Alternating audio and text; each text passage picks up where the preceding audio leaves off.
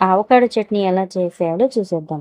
ముందుగా ఆవకాడో గుజ్జు తీసి పెట్టుకోవాలి.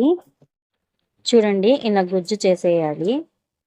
ఒక ఆనియన్, ఒక టమాటా, ఒక నిమ్మకాయ, 2 పచ్చిమిర్చి, కొంచెం కొత్తిమీర, కొంచెం కరివేపాకు, 4 వెల్లుల్లి రెబ్బలు తీసుకోవాలి. ఇవన్నీ మిక్సీ జార్‌లో వేసుకొని కొంచెం బరకగా గ్రైండ్ చేసుకొని ఆవకాడో గుజ్జులో వేసుకోవాలి. 1/2 టేబుల్ స్పూన్ పసుపు, 1/2 టేబుల్ స్పూన్ కారం, టేస్ట్‌కి తగినంత సాల్ట్ వేసుకోవాలి. 1/2 టేబుల్ స్పూన్ ధనియాల పొడి, 1/2 టేబుల్ స్పూన్ జీలకర్ర పొడి వేసుకోవాలి. 1/2 టేబుల్ స్పూన్ చాట్ మసాలా వేసుకోవాలి. అలాగే కొంచెం బ్లాక్ సాల్ట్ వేసుకోవాలి. ఇప్పుడు ఈ నిమ్మకాయని పిండుకోవాలి. నిమ్మకాయని పిండుకున్న తర్వాత బాగా మిక్స్ చేసుకోవాలి. ఈ ఆవకాడో చట్నీ అన్నంతో పాటు చపాతీ, ఇడ్లీ వంటి టిఫిన్‌లలో సూపర్‌గా ఉంటుంది. నా వీడియో గనక నచ్చితే లైక్ చేయండి, సబ్స్క్రైబ్ చేయండి. థాంక్స్.